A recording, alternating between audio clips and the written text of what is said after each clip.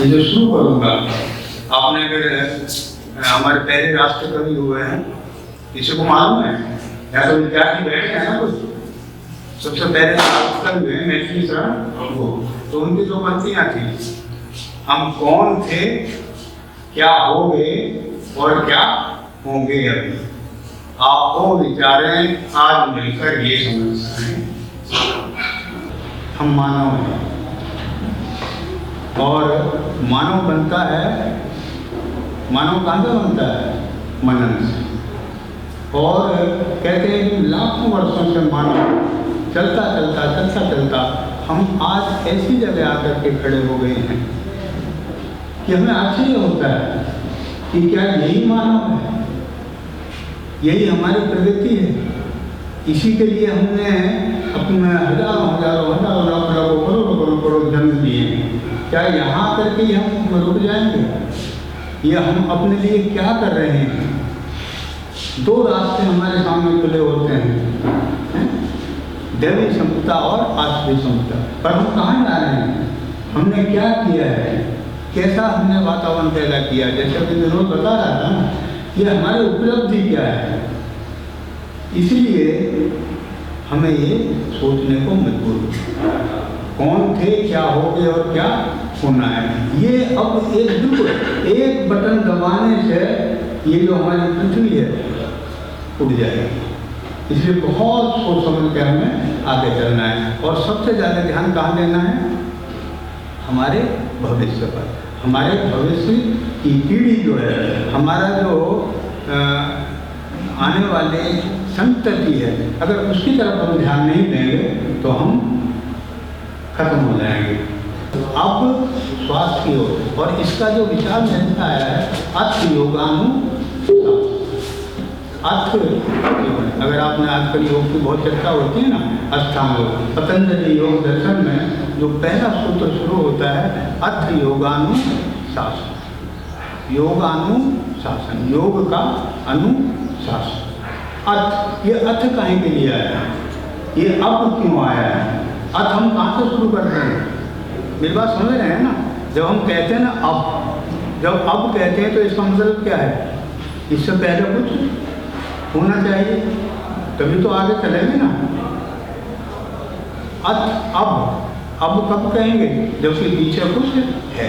पर पहला सूत्र शुरू होता है अर्थ योगानुशासन। उस अर्थ का मतलब है, अगर आप थक गए हैं, अर्थ जो आप जी रहे हैं, या आप अपनी परिस्थिति से, अपने वातावरण से, अपने दशा से थक गए हैं, बेजार हो गए हैं, आपको कुछ नहीं मिला जीवन में, तब योगानुशासन। इसी से विचार लेकर के मैंने ये शुरू किया है। ये लंबा चलेगा, आपको थोड़ा में थोड़ी सी इसकी रूपरेखाएं देंगे।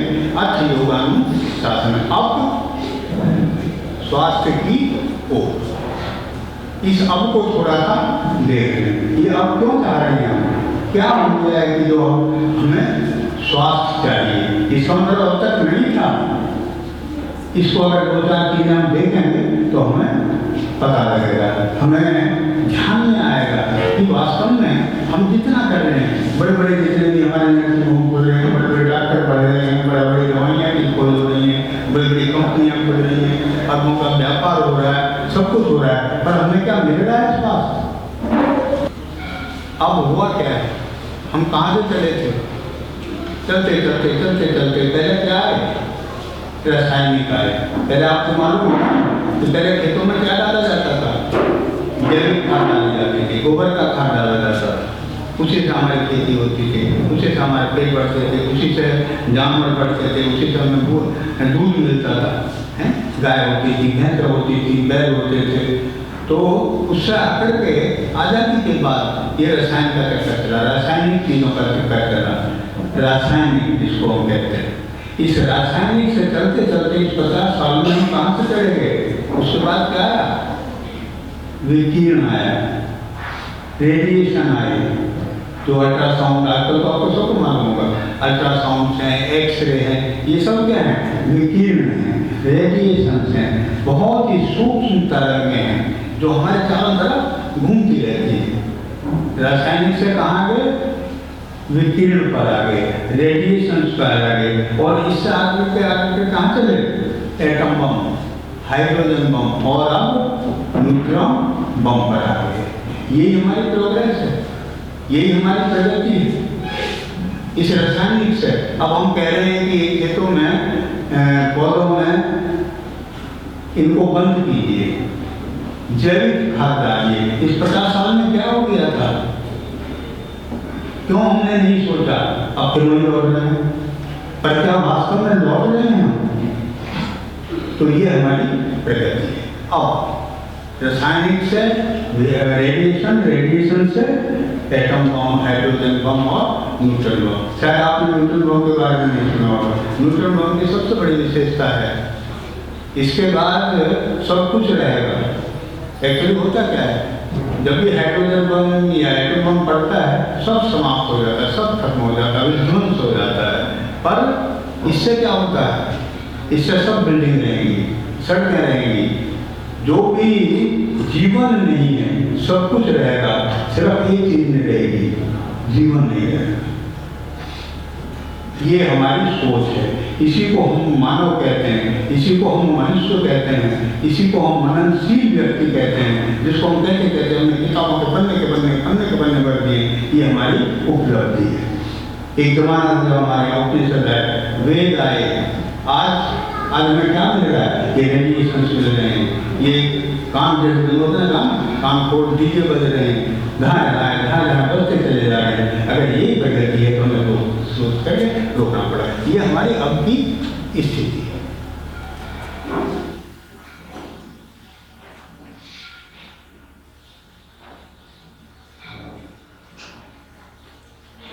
तो नेचुरली थोड़ा सोचने वाला होगा तो इसके ऊपर हमारे जरूर ध्यान जाएगा। ये जो मैंने थोड़े से प्रश्न रखे हैं, इनका अवाढ निर्माण क्यों? एटम बनते चले जा रहे हैं, कुछ दुनिया में बनते चले जा रहे हैं, कोई किसी को रोक नहीं कर रहा। क्यों बन रहे हैं और किसके लिए बन रहे हैं? ये किस प्रकार की प्रवृत्ति है? ये मैं आपसे पूछ रहा हूँ। ये प्रवृत्ति आदमी की है या जानवर की है, देवता की है या असुर प्रवृत्ति है? इस प्रवृत्ति के बारे में हमें सोचना पड़ेगा। और इससे बड़ा पागलपन क्या हो सकता है कि हमारी मीटिंग रहेगी और हम नहीं। पागलपन से इससे बड़ा लक्षण कुछ नहीं होता। पागल होता क्या है? पागल का कम से कम यही तो होता है ना कि अपने बारे में उसे पता नहीं रहता, उसे ये पता नहीं होता कि वो क्या कर रहा है और क्या करना चाह रहा है, और क्या यही मानव की मननशीलता है? क्या एक स्वस्थ व्यक्ति, एक स्वस्थ व्यक्ति, इस स्वास्थ्य की हम बात करेंगे, जानेंगे स्वास्थ्य क्या होता है। एक स्वस्थ व्यक्ति की सोच यही होनी चाहिए। ये थोड़े से प्रश्न है, आप अपने मन में लीजिए। और ये मैं नहीं जानता, देखिए जो मैं बोल रहा हूँ, कहते हैं कि जो भी बोला जाता है वो कभी बेकार नहीं जाता, ये जरूर जाएगा। हमारे छोटे छोटे बच्चे हैं, इनके मन में जाएगा और कहीं ना कहीं जाकर के एक छोटा सा बीज ये बढ़ता बढ़ता वृक्ष बन जाता है। आपने देखा होगा सबसे छोटा, काफी छोटा उसका वट वृक्ष का बीज होता है, एक दीवार के ऊपर जाकर के पड़ता है और वहां से वृक्ष पैदा हो जाता है। तो इसी आत्मविश्वास के साथ मैं आपके सामने बात कर रहा हूँ।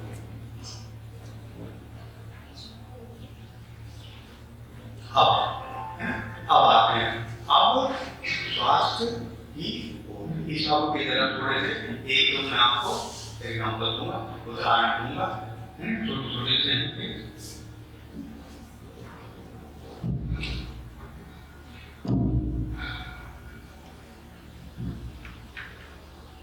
इसको तो हम कैसे पढ़ सकते हैं, चलो से शुरू करते हैं। ये चीज हमारे बहुत कॉमन होती चली जा रही है। अभी मेरे साथ अभी इसी महीने में 3 केस ऐसे हुए हैं, वो नहीं चाहते थे बच्चा सिजेरियन,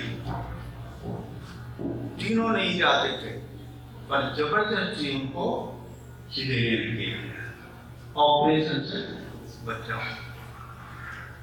और उनको ये कह दिया गया अगर तुम्हें ऐसा नहीं करना तो चले। एक बच्चा पैदा होता है गहन अंधकार में, गर्भ के गहन अंधकार में। पैदा तो उसके साथ तो होता क्या है, जैसे ही वो पेट में आता है ये उससे हर महीने वो देखा जाता है खड़ा हुआ है, बैठा है या सो गया। क्या होता है, अल्ट्रासाउंड, आपको तो सबको मालूम है ना, अल्ट्रासाउंड शुरू हो जाते हैं, आयरन शुरू हो जाते हैं, कैल्शियम शुरू हो जाते हैं। ये मैंने आपसे विचार किया है ना, कैल्शियम जो रासायनिक तो आयरन कैल्शियम शुरू हो गए, और रेडिएशन उसका अल्ट्रासाउंड होता है। क्या देख रहे हो, क्या चाह रहे हो उसे देखने, कि बैठा हुआ है, खड़ा हुआ है, क्या हुआ है। और प्रकृति ने ये किया है कि उसके पास कुछ भी नहीं जाना चाहिए, बाहर का गहन अंधकार। अगर आपने सुना हो, आपको कभी सुना होगा, जाना होगा कि हमें जो मुक्ति की जो एक विचार आया है, वो मुक्ति का इसी गर्भावस्था की अवस्था है। गहन शांति, नीरव, बिल्कुल कुछ करना नहीं है, कुछ आराम से लेटे रहो। उस स्थिति को हम क्या कर रहे हैं, हमसे उसको डिस्टर्ब कर रहे हैं, उसको साथ छेड़खानी कर रहे हैं, और उसका धीरे धीरे इस बच्चे पर असर पड़ता है। चलो वो भी गोद लेता है। अब होता क्या है, बच्चा पैदा हुआ, एक कीड़ा उसकी टांग पकड़ के उसे उठा, एक गहन अंधकार से एकदम। और आजकल होता क्या अस्पताल में, चारों तरफ लाइटें चल रही है, प्रकाश आ रहा है, एयर कंडीशन चल रहा है, उस कमरे के जीवाणु इस कमरे में आ रहे हैं, इस कमरे के वहाँ जा रहे हैं, जिसको हम कहते हैं ना बहुत स्वस्थ है, स्वस्थ अवस्था है, अच्छा वातावरण है, उसमें वो बच्चा एक घंटा अच्छा दे जाता है। और जनरली होता क्या है, माँ के पास में जाकर के कहाँ भेज दिया जाता है, इंक्यूबेटर, जैसे मुर्गी का बच्चा, उसको इंक्यूबेटर में जाकर देते हैं। जो पहला स्पर्श स्तन का माँ के साथ उसको मिलना चाहिए, उसको हम झटके के साथ अलग करें। इस अवस्था से उस बच्चा को बनता क्या है, आपका अंदाजा ये अब हो गया है, जबरदस्ती हो रहा है, ना जाने के बावजूद हो रहा है। क्यों हो रहा है, मेरे साथ आकर डॉक्टर साहब क्या करें, अब डॉक्टर साहब तो नहीं कर सकते 80 साल की उम्र में जाकर के तुम्हारे साथ डंडा लेकर के खड़े हो, विरोध करो। पहले भी बच्चे पैदा हुए थे, राम भी पैदा हुए, बुद्ध भी पैदा हुए, मैं भी पैदा हुआ हूँ। मैं तो मजाक में कहता हूँ, सीधे पर जो बच्चा पैदा होगा उसको क्या कहते हैं, सीधा पैदा होना कहते हैं ना, पर होगा उल्टा है या सीधा, जो सीधे पर पैदा होगा वो उल्टा होगा या सीधा, और जो पैर के ऊपर पैदा हो वो सीधा तो वही होगा ना। अब मुझे उल्टा कहते हैं तो मैं पैर के ऊपर पैदा हुआ और खुद से उल्टे पैदा हो गए, तो मैं सीधा पैदा हो। पहला बच्चा था, आराम से हो गया, अंधेरे कमरे में पैदा हो गए। अब कहाँ से 8 साल भवन में पैदा हो रहे हैं, ब्रिटिश के चले आ रहे हैं कि उनको बेटी की माँ को जन्म देना हो, ये और उसका प्रभाव क्या पड़ता है, ये हमारे बहुत से केसेस दर्ज करा रहे हैं। वो आपको एक दो बात बताएंगे, इन चीजों के बारे में सोचना है। ठीक है, किसी भी पैथी का, किसी का, हमारा किसी से कोई दुश्मन नहीं है। हमें क्या चाहिए, स्वास्थ्य चाहिए। हम जीना चाहते हैं, जिसक की जिंदगी नहीं जीना चाहते। एक डायलिसिस से बहुत बड़ी बात कर दी है, हमने क्या किया, उसका वो बदल दिया, किडनी बदल दिया। कभी आपने उसकी जिंदगी देखी है, क्या यही जिंदगी है, क्या यही जीवन है? अगर 100 साल जी गए आप, इस जीवन पे आप क्या करेंगे? दर्द आप गोलियां खा रहे हैं, बात बात में आपको छींक हो रही है, बात बात में आपको खांसी हो रही है, और बहुत बड़ा, जैसे तो उनको पद्मश्री मिल गए, उनको नोबेल प्राइज मिल गए। क्या किया था उन्होंने, किडनी बदलने की एक टेक्निक निकाल दी, हार्ट बदलने की टेक्निक निकाल दी, अब लिवर बदलने की टेक्निक निकाल दी है। यही अगर हमारी प्रोग्रेस, यही अगर हमारी जिंदगी है, इस शिक्षित की जिंदगी के लिए अगर हम अभी स्वस्थ हैं, तो मैं नहीं चाहता, या आप भी नहीं चाहेंगे कि मुझे ऐसी जिंदगी, आपने ऐसी जिंदगी